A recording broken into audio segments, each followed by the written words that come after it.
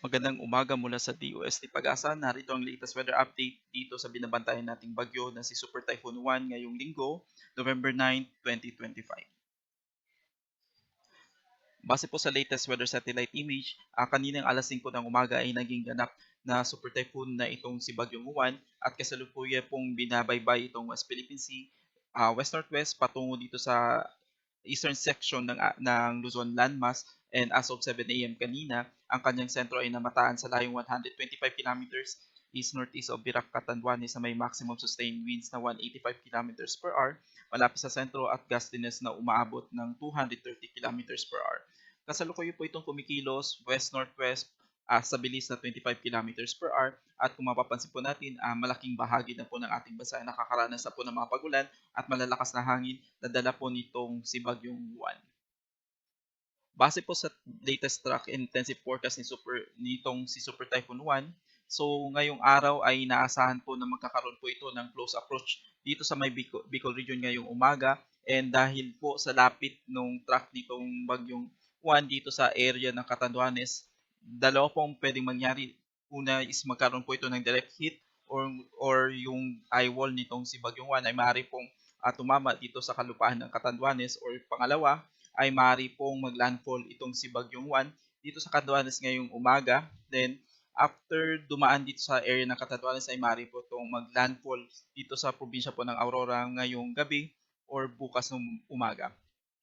After landfall ay maaari po itong tumawid dito sa kalupaan ng Northern Luzon at lalabas po ng ating kalupaan dito sa West Philippine Sea by tomorrow morning at tuluyan na pong lalabas ng Philippine Area of Responsibility by Tuesday. Ngunit inaasahan pa po natin na makakaroon po ito ng recurving kung saan maaari po itong magkaroon ng second entry sa ating PAR by Thursday at magla-landfall itong bagyo sa kalupaan ng Taiwan bago po tuluyang lumabas ng ating Philippine Area of Responsibility by Friday,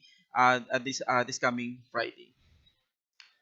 So kasalukuyan nakataas na po ang signal number 5 sa Polillo Island, northeastern portion ng Camarines Norte, dito sa may eastern portion ng Camarines Sur at Catanduanes, habang signal number 4 naman po ang nakataas sa may eastern portion ng Quezon, rest of Camarines Norte, rest of Camarines Sur at eastern portion ng Albay. Signal number 3 naman po ang nakataas sa may southern portion ng mainland Cagayan, Isabela, Aurora, Nueva Vizcaya, southern portion ng Apayao, Kalinga, Abra, Mountain Province, Ifugao, Benguet, Ilocos Sur, La Union, Pangasinan, Zambales, Bataan, Tarlac, Pampanga, kasama po dito ang Nueva Ecija, Bulacan, Aurora, Metro Manila, Cavite, Batangas, Rizal, Laguna, rest of Quezon, rest of Albay, Sorsogon, Ticao Islands, Burias Islands, Northern Samar, northern portion ng Eastern Samar at northern portion ng Samar Province. Signal number 2 ang nakataas sa nalalabing bahagi po ng Cagayan, kasama po ang Babuyan Islands, rest of Apayao, Ilocos Norte, Occidental Mindoro, kasama po ang Lubang Islands, Oriental Mindoro, Marinduque, Romblon, rest of Masbate, rest of Eastern Samar, rest of Samar, Biliran, northern and central portion ng Leyte. Signal number 1 ang nakataas sa Batanes, Calamian Islands, Cuyo Islands, rest of Leyte, Southern Leyte, Bohol, northern and central portions of Cebu including Bantayan and Camotes Island, northern and central portion ng Negros Occidental, northern portion ng Negros Oriental, dito sa may Guimaras, Iloilo, Capiz, Aklan, Antique, dito po sa may Dinagat Island, Surigao del Norte, northern portion ng Agusan del Norte, at northern portion ng Surigao del Sur. Kasalukuyan, itong si Juan ay maaari pong magdala ng occasionally gusty condition, yung biglang bugso na malalakas na hangin na maaari pong umabot from strong to gale force strength sa mga areas po na hindi po kasama sa wind signal. For today, maaari pong makaranas ng occasional gusty condition ang Palawan, Visayas at Mindanao. By tomorrow, November 10, maaari pong makaranas ng occasional gusty condition ang majority po ng Luzon landmass at Visayas, at pagdating po ng Tuesday, majority po ng Luzon landmass ay maaari pong makaranas ng gusty conditions. Dahil po sa mga pag-ulan na dala po nitong Super Typhoon Juan, ay kasalukuyan po naglabas po tayo ng heavy rainfall outlook kung saan maaari pong makaranas ng more than 200 millimeters na pag-ulan na maaari pong magdala ng widespread or incident ng severe flooding or landslide, particularly dito sa Isabela, dito sa Aurora, Quirino, Nueva Vizcaya, dito sa Nueva Ecija, Quezon Province, Camarines Norte, Camarines Sur, Albay at probinsya ng Catanduanes. 100 to 200 millimeters naman ng pag-ulan na maaari pong maranasan dito sa may Cagayan, Apayao, Abra, Kalinga, Mountain Province, Ifugao, Benguet, Nueva Vizcaya, Pampanga, Pangasinan, Tarlac, Zambales, Pampanga, Bulacan, Bataan, Metro Manila, Rizal, Cavite, Laguna, Batangas, kasama po ang Marinduque, Masbate, Sorsogon, Northern Samar, Samar Province, at itong Eastern Samar. Habang ina-expect naman po na makakaranas po ng 50 to 100 mm sa pag-ulan ang Ilocos Norte, Ilocos Sur, La Union, itong Occidental Mindoro, Oriental Mindoro, Romblon at probinsya po ng Leyte. Bukas, dahil po sa pagtawid nitong bagyong Juan at by tomorrow po is inaasahan po natin na yung kanyang sentro is nandito na po sa may West Philippine Sea. So maaari pa rin po makaranas ng more than 200 mm na pag-ulan ang Ilocos Sur, La Union, itong Pangasinan, Zambales, Tarlac, Benguet, Ifugao, Mountain Province at Kalinga, habang inaasahan naman po yung 100 to 200 mm na pag-ulan dito sa Abra, Ilocos Norte, Apayao, Cagayan, kasama pong Isabela, Quirino, Nueva Vizcaya, Nueva Ecija, Aurora, Bataan, Pampanga, Bulacan, habang 50 to 100 millimeters naman ng pag-ulan ang inaasahan sa Quezon Province dito sa probinsya ng Rizal, Metro Manila, Cavite, Laguna, Batangas, Marinduque, Oriental Mindoro at Occidental Mindoro. By Tuesday, dahil sa papalayo na po itong si Bagyong Juan, ay makakaranas pa rin po ng 50 to 100 millimeters na pag-ulan ang Ilocos Sur, La Union, Benguet at Pangasinan. Sa kasalukuyan, naglabas na po ng panibagong storm surge warning kaninang alas 8 ng umaga kung saan maaari po makaranas ng storm surge na merong wave height na maaari pong mag-exceed ng 3 metro, particularly itong mga probinsya po ng Cagayan, Isabela, Aurora, Quezon including Polillo Island, Camarines Norte, Camarines Sur, Albay, Sorsogon, Catanduanes, La Union at Pangasinan. 2.1 to 3 meters naman po ang inaasahan na storm surge dito sa mga probinsya po ng Cagayan, Quezon, Camarines Sur, Northern Samar, Ilocos Sur, Resto Pangasinan, Zambales at Bataan.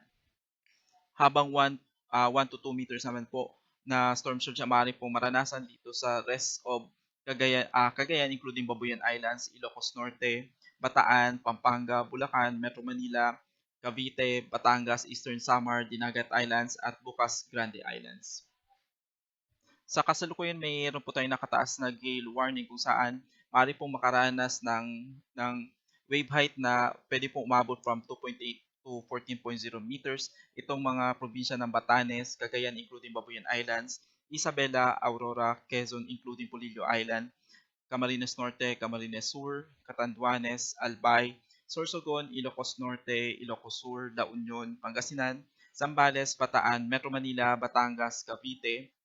itong Lubang Islands, Marinduque, Masbate, Romblon, Northern Coast of Cebu including Batanes and Camotes Islands, Biliran, Leyte, Southern Leyte, Samar, Surigao del Sur, Northern Samar, Eastern Samar, Dinagat Islands, Surigao del Norte, kasama po ang Siargao at Bukas Grande Island. Kasalukuyan may nakataas na po tayong mga heavy rainfall warning sa iba't ibang bahagi po ng Pilipinas, particularly sa Region 1, Region 2, Region 3. Nakataas na po ang nakakapekto na po yung mga pag-ulan itong si Bagyong Juan dito sa may southern part ng Cagayan Valley, southern part ng Cordillera Administrative Region at dito sa probinsya po ng Pangasinan, at ine-expect po natin na magkakaroon po ng light to moderate with occasional heavy sa nalalabing bahagi po ng Region 1, Region 2 at Region 3. Dito naman po sa may Central Luzon, Metro Manila at Calabarzon, nakataas na po ang yellow warning dito sa southern part ng Quezon Province kasama po ang Polillo Island. Rainfall advisory or light to moderate with occasional heavy rain sa maaari pong maranasan dito sa nalalabing bahagi ng Quezon, dito sa Batangas, Cavite, Metro Manila, Rizal, Bulacan, Nueva Ecija, Tarlac, Pampanga, Bataan, southern part ng Zambales, at inaasahan po ang light to moderate to occasional heavy rains naman dito sa may northern part ng Zambales. Sa kasalukuyan, nakataas na rin po ang red heavy rainfall warning sa malaking bahagi ng Bicol Region dito sa may Northern Samar, mas bati habang nakataas ang yellow rainfall warning dito sa may Oriental Mindoro, dito sa Marinduque, at dito sa Romblon. Sa Visayas, nakataas na rin po ang red rainfall warning dito sa malaking bahagi po ng Samar Island, dito sa may northern part ng Leyte, habang ang natitirang bahagi po ng Leyte ay nakataas na rin po yung orange at yellow warning, habang ang Southern Leyte ay kasalukuyang nasa rainfall advisory. Habang ang northern part po ng Cebu Island at itong northern part ng Panay Island ay kung saan nakataas na rin po ang yellow warning, habang ang natitirang bahagi po ng Visayas ay makakaranas po ng light to moderate to occasional heavy rains kung saan nakataas po ang rainfall advisory. Habang sa Mindanao, malaking bahagi po ng Mindanao, particularly itong western section ng Mindanao, kasama po ang northern Mindanao at Caraga region ay makakaranas na rin po ng mga moderate to at times heavy rains na dala po nitong bagyo ngayong araw. Para po sa karagdagang impormasyon, maaari niyo pong bisitahin ang panahon.gov.ph para malaman kung ang inyong lugar ay kasama po sa mga areas na kung saan may nakataas pong na thunderstorm advisory at heavy rainfall warning.